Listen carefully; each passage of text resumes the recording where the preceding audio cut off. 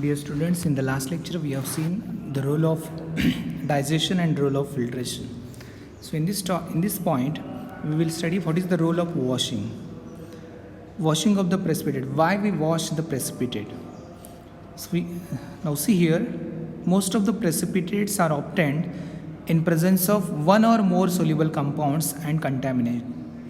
So during the formation of precipitate, the precipitate is obtained along with one or more soluble compounds, and also there is a contaminants. As these contaminants are not volatile at the temperature at which the precipitation is dried, therefore it is necessary to remove these soluble compounds and contaminants from the precipitate. So during this washing we have to follow some characteristics of ideal washing of the solution. Ideal washing of the precipitate. So there is an ideal washing solution. So this washing solution should have no action on the precipitate. So during the washing with the solution, this solution does not have any action on the precipitate. The second characteristic of this ideal washing solution is the solution should form no volatile or insoluble product with the precipitate. It should not form any volatile or insoluble product. The third characteristic of that solution is it should be easily volatile at the temperature of drying of the precipitate. And the fourth one, it should contain no substance which will interfere with the subsequent determinations in the filtration. So during the filtration of the precipitate, when we are washing with the solution should not have any action on the precipitate, should not form any insoluble product. It should be easily volatile and it should not contain any other foreign substances. So if these characteristics are followed by this solution, then that solution is used for washing of the precipitate. So we have just seen why we have to wash the precipitate, because during the precipitation this precipitate compound is contaminated or it contains one or more soluble compounds. Therefore we have to remove these soluble compounds or contaminants from that precipitate. Therefore we are using the washing solution. Generally, you know that in lab we are using pure water.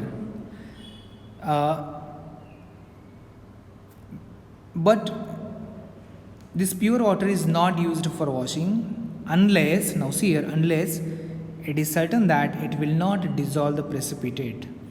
So generally we are using water for the washing of the precipitate only when this water does not dissolve the precipitate. The second point here, if the precipitate is soluble in water, then what we do? A common ion is usually added to the washing solution. So if suppose the precipitate is soluble in water, then in that water we are adding the common ion, and then that solution which contains the common ion is used as an washing solution, because as electrolyte is less soluble in a dilute solution which containing one of its ion than in pure water. Now see here, for example, the calcium oxalate is washed with dilute ammonium oxalate solution. Why here?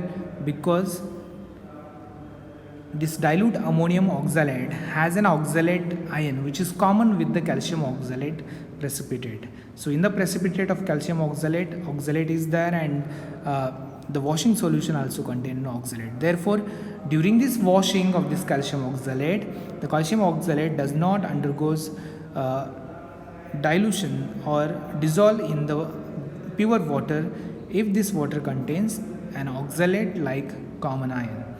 When the precipitate tends to become a colloidal, it can pass through the filter paper. The washed solution contain an electrolyte is used. Now see the example here, the dilute solution of ammonium nitrate is used for washing ferric hydroxide precipitate. The wash solution is most employed hot because of greater solubility of foreign substances and increase the speed of filtration. So during the washing of the precipitate, whatever we are using the solution, washing solution, this washing solution is a hot solution. Then if we are using this hot solution, then there is a greater solubility of foreign particle and increase the speed of filtration. In addition to the choice of suitable wash liquid, the mode of washing is also important. So we are washing, but how we are washing, the mode of washing is also important for this washing of the precipitate.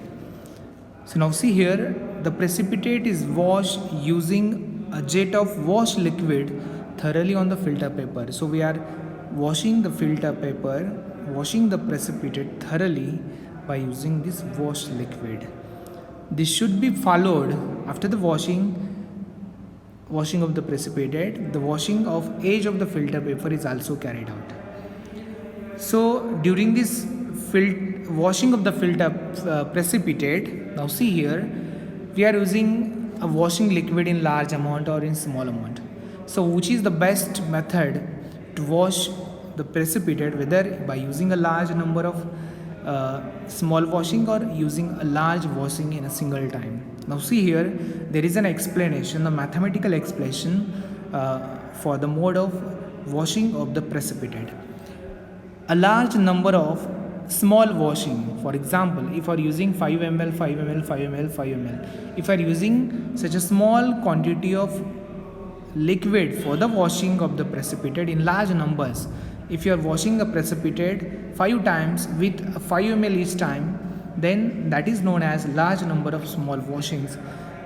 Usually small volume of wash solution is better and which is more efficient to remove impurities than a small number of large washings and using a large volume of wash solutions.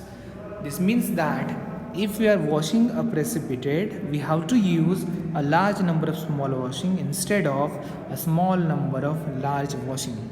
So we will come to know the meaning of this line here. They have given an example. See here, consider a single wash of 40 ml volume instead of 2 successive wash of 20 ml volume each. So we are using 40 ml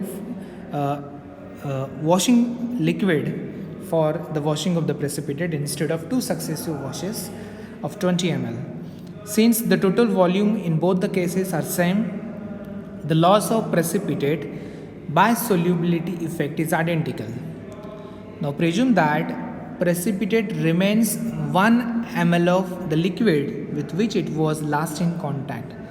Means what? If we are using a 40 ml washing, the amount of original liquid and therefore impurity remain would be 1 by 40, that is 2.5% contamination remains in the precipitate. But in case of 2 successive washing with the 20 ml each, after the first wash 1 by 20, that is 5% contamination is left, and after the second washing 1 by 20 bracket square means only 0.25% contaminant is remaining. Means if you are using 40 ml in a single wash, then there is a 2.5% contaminants remains as it is. But in case of washing of the precipitate with 2 successive washings of small ml, that is 20 ml, in the first washing 5% remaining impurity, but after the second washing with the small ml, there is a small percent of contamination, that is only 0.25. Just you have seen with 40 ml 2.5% of contaminant remains in the precipitate, but with the 20 ml of 2 successive washings only 0.25% remains. This shows that the same volume reduces the impurities 10 times more than a single wash. Thus a mathematical expression can be deduced here. Xn is equal to x0 in the bracket u by u plus v bracket raised to n. So what is the mean of x0? Is nothing but the concentration of impurity before the washing. Xn, the concentration of impurity after the n number of washings. U means the ml or cm cube of wash solution retained by the precipitate. V is the volume of wash liquid for each washing. How much ml of wash liquid you are using. from the above expression, it follows that U should be minimum. What is U? U is nothing but a wash solution which is retained by the precipitate. It should be minimum and allow the liquid to drain as far as possible. Second, use a relatively small volume of liquid and increase the number of washing. Therefore, from this mathematical expression, we come to conclusion that more number of washings with small volumes of wash solution is more appropriate. Therefore, during the washing of the precipitate, we have to use a small volume of wash solutions in number of times. So this is what the role of washing during the washing of the precipitate.